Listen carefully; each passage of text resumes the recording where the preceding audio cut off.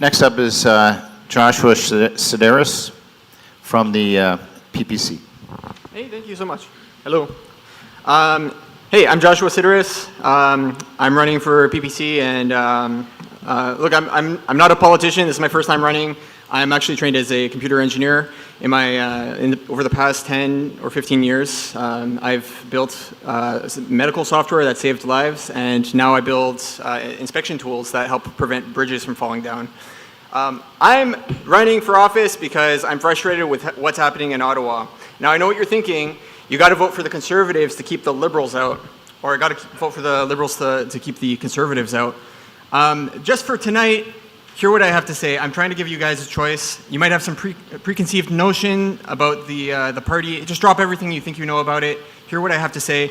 I think you'll find that the things that I have to offer here tonight are going to be quite reasonable. Look, the two-party system in Ottawa has been failing us. Year by year, our economy, freedom, and livelihoods are getting worse and worse. We have massive vested interest corporate cartels that are running our economy and running our government, and that has to end. The government is constantly telling us that everything's okay with cherry-picked stats like the GDP per capita is the highest in the G7. You know, it's a gamed metric. GDP goes up with inflation. That the employment rate is low, unemployment is low, or inflation because of the way they measure it. And or the most egregious of all, that the carbon tax put more money in your pockets. None of it was true, and none of it's right. The uniparty that's infected Ottawa is destroying our country. Vote for change. If you want to learn more about me and my platform, it's voteforjosh.ca. Thank you all. What taxation policies do you propose or support to alleviate the financial burden on small businesses?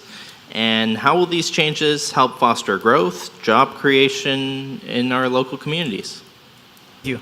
Yeah, everyone's going to tell you that they care about small businesses, but their actions speak the exact opposite. It's almost like our government is at war with small businesses. I ran a startup, and it was so hard to get off the ground and just to get secure funding.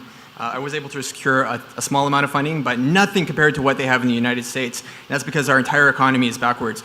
Let me tell you something you never heard before. Businesses don't pay taxes. People pay taxes. Business taxes are paid for by employees in the form of lower wages, customers in the form of higher prices, and investors in the form of less returns. When you go after billionaires and corporations, what you're really going after is people. If you try to tax the rich, they'll leave the country. We have to stop this. It doesn't make any sense to tax productivity. Let's end this and abolish these taxes. Thank you. Hi, all candidates. I'm Henry from the Markham, Richmond Hill, and Vaughan Chinese Business Association. How are you today? As a businessman, so we really concerned about the trade war which we are having with the United States. I just want to know what's the plan do you and your party have to stimulate the local investment or the government infrastructure spending in the region, Richmond Hill?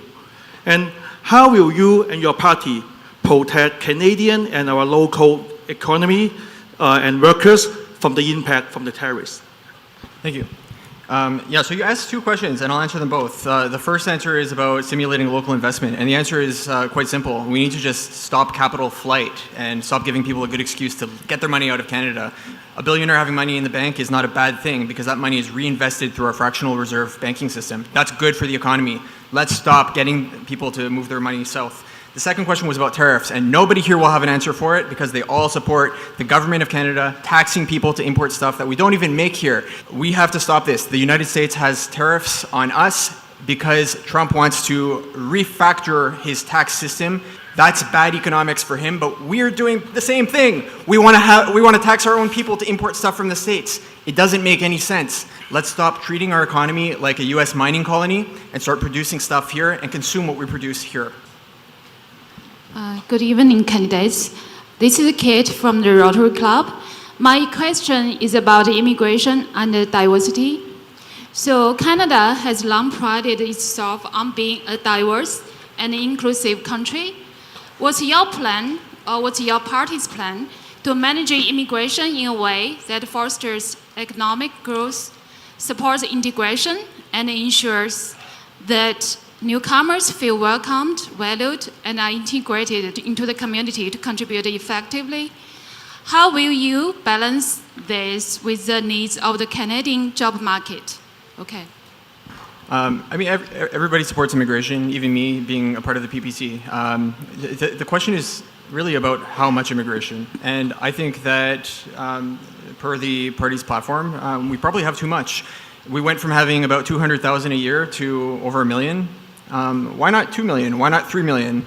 The mainstream narrative is that this is a race issue. Really, it's a math issue. We have 8% growth in our housing since 10 years ago, but 20% growth in our population. There's a mathematical fact that eventually we're going to run into shortages. What is your party's position on reforming the bail system, and how will they get much tougher on repeat and violent offenders? What our government position is to definitely toughen the repeat offender laws, and also I'm advocating very strongly for looking at, for minors who are participating in serious crime, to be considered as adults when they go to the court. Thank you. Thank you, Majid. Joshua?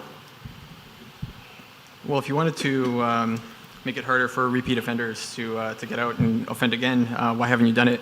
It's been 10 years of Liberals, and we have crime that's out of control. Look, the government has one of two responsibilities. Either they have to defend our life, liberty, and property, or they have to give us the self-defense rights to do that for ourselves. The current standing government is failing in both of these respects. So I just want to ask, so the Canadian healthcare system has facing increasing pressure in the recent years. So what is your plan to address the wait time, improve the access to the essential service? The first thing that we have to do is address the reality that we have the same amount of healthcare divided over more people. The federal government blames the provinces for this, but healthcare has been increasing in funding, and the number of doctors pretty much linearly for the past 10 years, and has continued on the same trend since before then. There's no excuse. We have the same amount of healthcare divided over more people. So given the impact of economic challenges, what is your plan to support the small businesses in sectors that have been disproportionately affected, such as manufacturing, through tax relief or grants? Thank you. Joshua? I'm really tired of hearing about corporate handouts and what we're going to do for the big corporations. We have a tariff system that is taxing Canadians to import stuff here. And the reason we have it is under the guise of protecting workers. What it really protects is corporations from competition down south. We have a lot of resources in the ground that we extract. We send them south of the border where they're produced into goods, and then sent back to Canada where we buy them. So we pay we're paying two tariffs. Let's end all tariffs. Thank you, Rod. Very quickly, I'll just run through. Recently, the government canceled the capital gains inclusion rate increase from 1/2 to 2/3 on capital gains realized annually above $250,000. Would your government continue to support this policy? I'm deeply concerned that investors, business owners, engineers, doctors, and even homeowners who have invested in the Canadian economy are being taxed at all. We shouldn't have any capital gains tax. It doesn't make any sense. If you have capitals that have increased in Canada, then you already have investment in the Canadian economy. If you're investing in stocks, that's not a subtraction from the economy. That is an investment in the economy, and to tax it is completely insane. It's just because it's easy money because they have a big target on their back. The problem is this system stops working once you run out of money to steal. We have a massive problem with capital flight, not just with money, but human talent. And it doesn't have to be this way. We could have a rich country, but we have to abolish this tax. On my cell phone, and you can check your own cell phone, my cellular network is at 1 bar or 2 bars. What are you committing to do about this? Majid? Well, what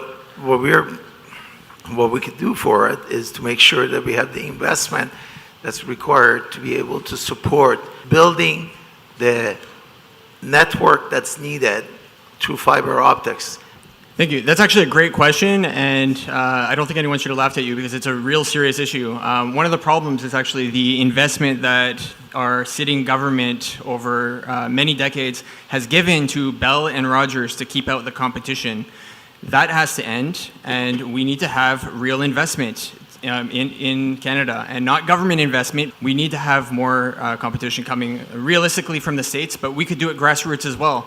But that requires a lot of deregulation, and it requires the government to get out of the free market and just let free people do their thing, and we'll solve that problem. Uni? Joshua Sideris from the People's Party of Canada. Hi there. I had fun tonight, and it was great to meet all the candidates, and it was amazing. So thanks for having me. First of all, I have a challenge for everyone in the room right now. Go to the website, the official website for the Liberal Party of Canada or the Conservative Party of Canada, and try to find their platform on their main website. You won't find it. I couldn't find it when I looked. They don't have a public platform because having a platform on your website opens the doors to criticism. The two-party system that we have right now is a plague on our democracy. We keep thinking of the elections as being like red versus blue. I want to invite everybody here to start thinking of it as more like mainstream parties versus non-mainstream parties. We have a lot of great candidates here who have some amazing positions on a bunch of different issues. I don't agree with everything that everyone said, but I certainly don't disagree. You guys are all awesome. Vote against the two-party system, and vote for some sanity, and let's hold the two-party system accountable. If Canada continues on the path it's on, we're in for some dangerous. We're in for a dangerous future. This has to end. Both major parties support $20 billion in tariffs against Canadians. We pay those taxes, and it's not protecting jobs, it's protecting corporations. We've built our entire economy around protecting large corporations. It's scaring away small businesses and investment. And our politicians talk a lot about protecting the environment, but we even have tariffs on EVs and solar panels. So look, vote for truth, vote for rationality, vote for Josh.ca. Thank you.